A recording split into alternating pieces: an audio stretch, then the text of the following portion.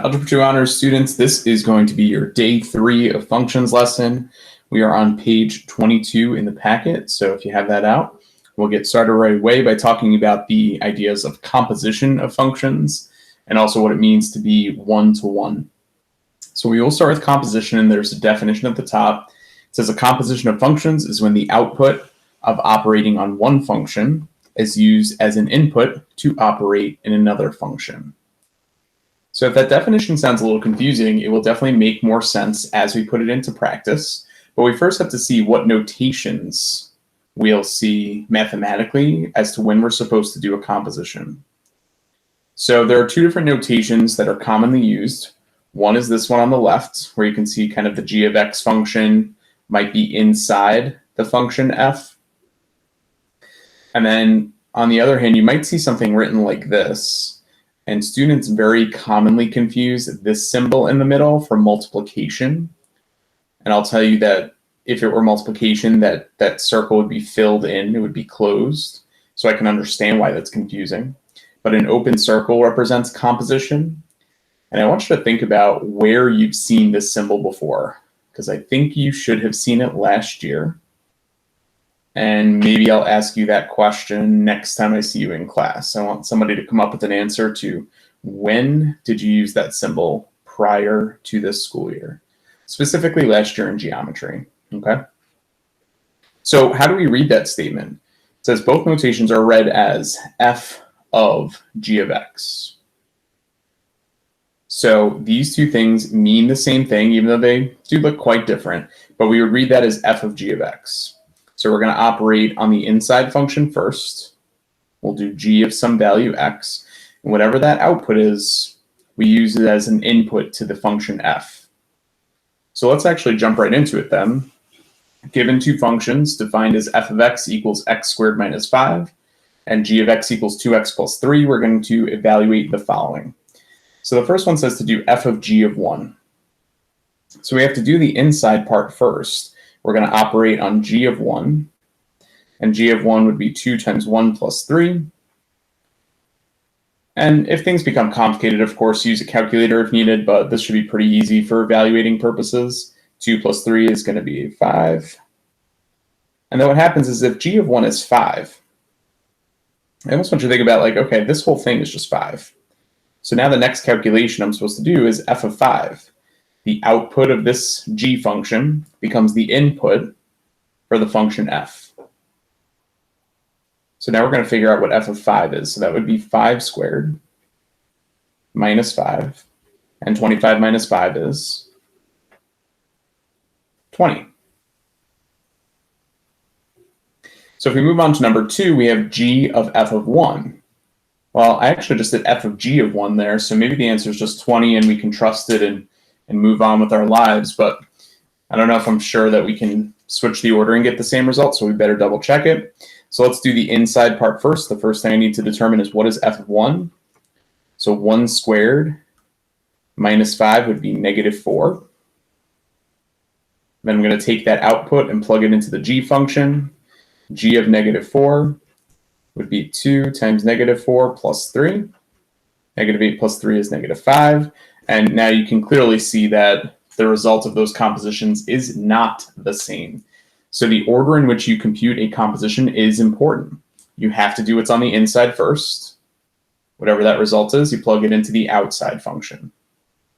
Okay, so we're kind of working from the inside out. Going down to the last example, we have g of 0. So don't be, I guess, too surprised when you might see an example that uses the same function within itself. So let's start with g of 0. G of 0 is 2 times 0 plus 3, which would be 3. So now take that output, but plug it right back into that g function again. Let's do g of 3 now. G of 3 would be 2 times 3 plus 3. So 6 plus 3 is a total of 9. If we move to the bottom row, nothing's really changed other than the notation. So if we look at number 4, it says f of g of negative 2. That's how I'd read that, f of g of negative 2. And if it's more comfortable for you to write it in a format that looks like numbers 1, 2, or 3 up here, the way you would rewrite this is you would write f of, and then g of negative 2 would go on the inside. And now it looks identical to these. Okay. So what do I have to do first? I have to do g of negative 2. So g of negative 2, 2 times negative 2 plus 3 is negative 1. And then plug that into the function f. So now we have to do f of negative 1, negative 1 squared, minus 5. It's going to be 1 minus 5, which is negative 4.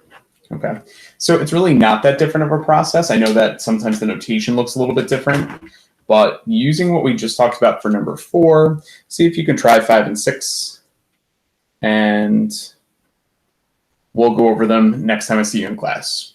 Okay, maybe this is a kind of a format that we're going to start getting used to, that I'll model some of the examples with you, but I want you to be able to try some on your own as well, and then we'll go over them beginning of class.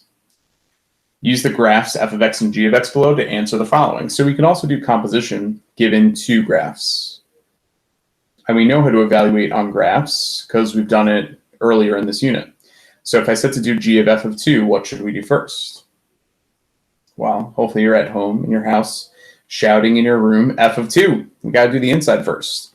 So f of 2, just make sure you use the appropriate function. We've got f of x on the left and g of x on the right. So f of 2. When the input is 2, that's my x value. What's the output? 1, 2, 3.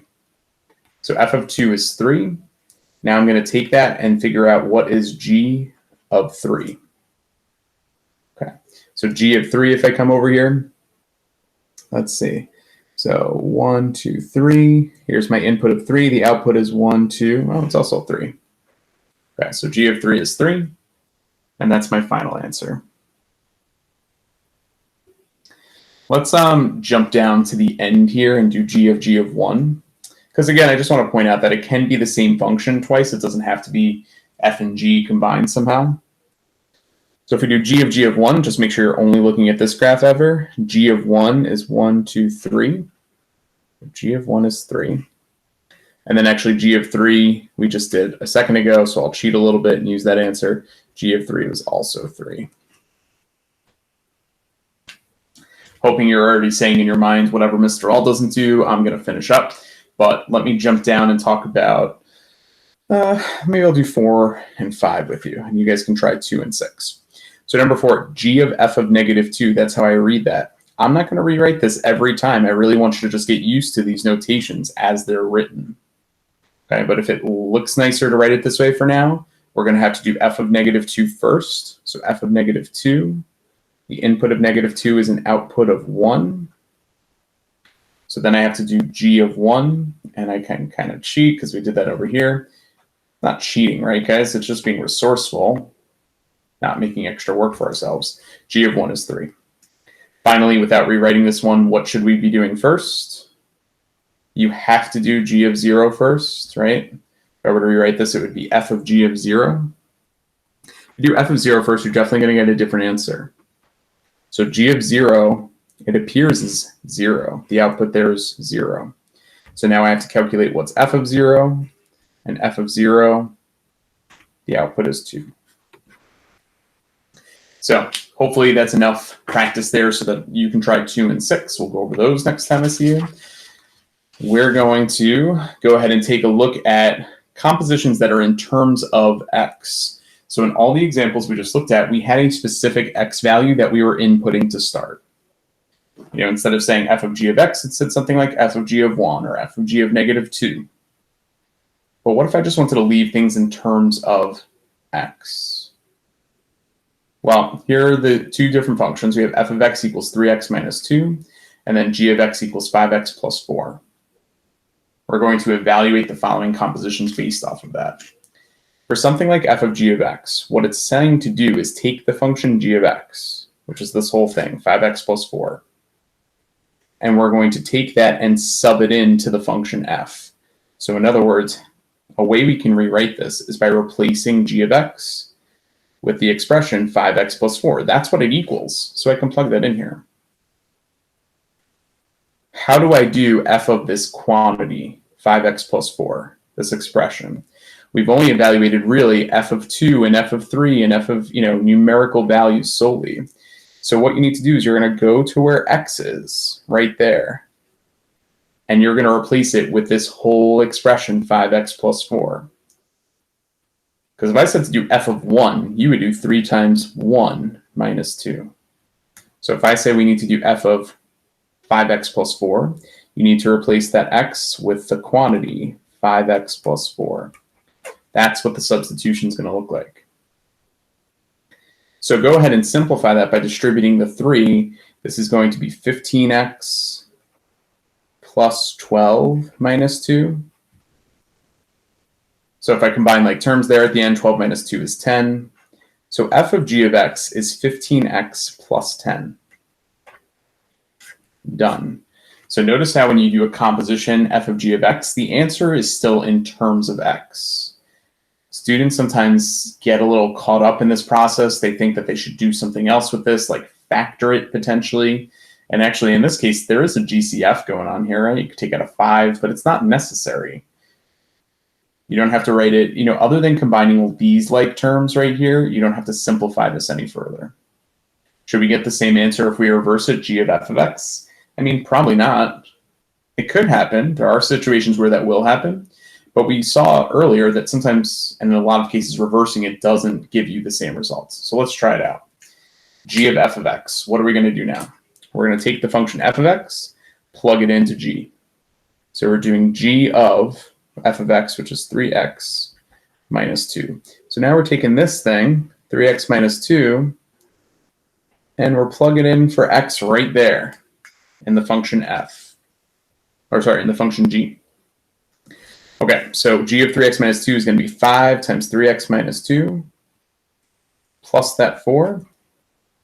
So distribute the 5 to get 15x minus 10 plus 4. And they're going to look pretty similar, but they're not exactly the same. Negative 10 plus 4 is minus 6. So the final answer here should be 15x minus 6. And that's it. Okay, nothing else to do there. Don't worry about, sometimes students get real crazy and they start like setting things equal to 0 and solving for x. And I'm just not sure why, because it's not something you'll really see me do ever. Okay, so that's the answer. That is the composition in terms of x. So I want you to try the next example, and we'll go over it next time I see you. So given f of x equals x squared, and g of x equals x minus 5, figure out what f of g of x is. Remember, this is the same thing as this, right? So I'll give you at least that hint. But go ahead and see if you can figure out the composition given those new functions for that example there. Let's talk about an application of composition. Where does this make sense in a real-world context? So the example I'm giving here is water is dripping from a faucet and creates a circle in the bottom of your sink. So you might imagine this. I mean, if you're at home right now watching this video, go look at it. If you have a sink and you turn on the water, just let it drip, you're going to see maybe a circular path of water start to form at the bottom of the sink. If the radius of the circle is expanding at a rate of 2 centimeters per second, so that's going to be important information, determine a function that models the area of the circle as a function of time. Okay. Well, area is a function of time. That's weird because, when we learned about the area of a circle formula, I guess in middle school, it's not a function of time. What is area really a function of? It's a function of a radius. So take a second, write down what you know the function for the area of a circle is to start off. Then we're going to talk about how we can write the area as a function of time instead. Okay. I'm hoping what you've written down so far is area is pi r squared. That's what it is for a circle, right? But I'm going to write it down a little differently. I'm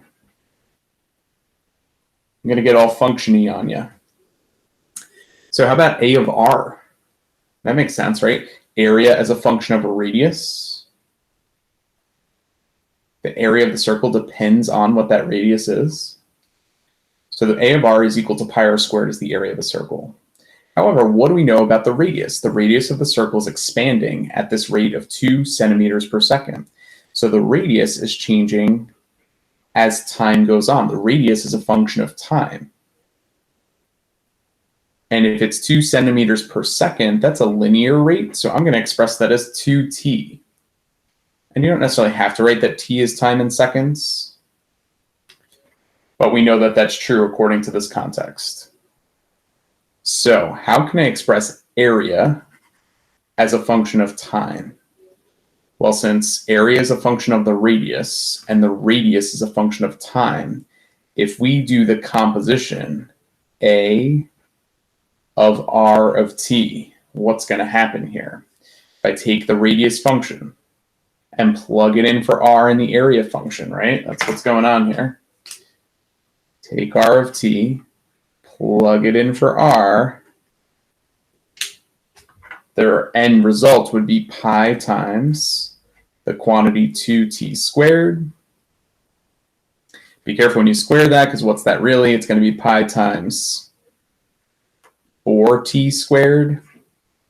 And just to kind of simplify this would be 4 pi t squared. I maybe just would pull that 4 out front. But now this is the area as a function of time, which is kind of cool because I can now find the area of this circle, not necessarily even based on knowing the radius, but just based on knowing how much time has elapsed. If I said, hey, 5 seconds has gone by, I can plug in 5 for t and very quickly determine what the area of the circle is.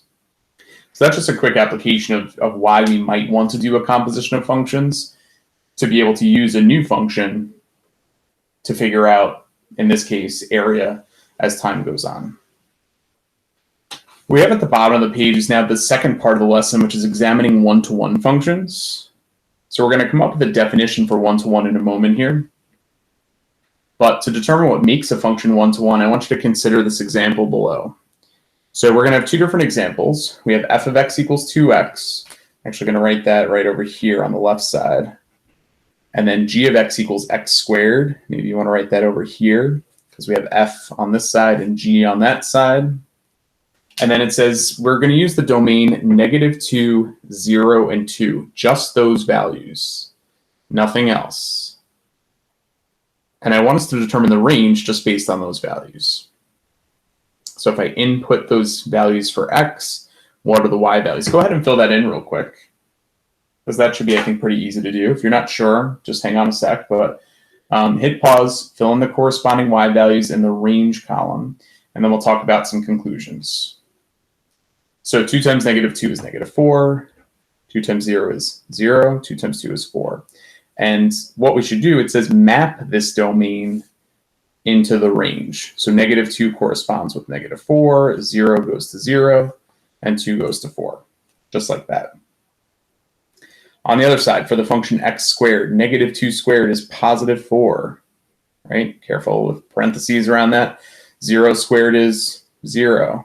So -2 goes to 4, 0 goes to 0, 2 squared is 4, but that's actually already there, so I shouldn't write it again. I should just map 2 onto 4 that's already in the range, like this. So all of a sudden, these look slightly different from one another. And the question is, what is the difference between these mappings? You want to write a quick statement before I go through the conclusions of what you think's going on here. One of these is an example of something that's one-to-one. Maybe that's obvious, maybe it's not.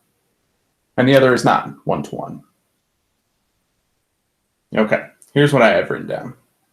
F of x is the one that has a one-to-one correspondence, right? I mean, every value in the domain corresponds with something in the range, whereas the other one, g of x has an output that corresponds with multiple inputs. Okay, this output of 4 corresponds with 2 different inputs. Now, granted, g of x is still a function, right? Every input has its own unique output. But when the output has more than one input it corresponds with, that's when we break this idea of being one-to-one.